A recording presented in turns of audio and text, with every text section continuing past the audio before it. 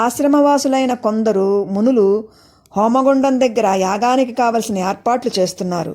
గురుదేవా, పరమ పవిత్రంగా ప్రశాంతంగా ఉన్న ఈ ఆశ్రమం ఎవరిది అని రాముడు ప్రశ్నించగా, రాఘవ, సకలలోక పూజ్యుడు సర్వశక్తి సమన్వితుడు అయిన శ్రీ మహావిష్ణువు ఆశ్రమం ఇది. ఇక్కడే ఆ స్థితికారుడు అనేక వేల సంవత్సరాలు తపస్సు చేశాడు.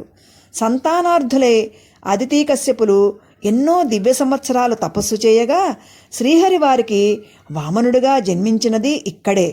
ప్రహ్లాదుని మనుమడు విరోచనుని పుత్రుడు అయిన బలి ఇక్కడే 100 యాగాలు చేశాడు.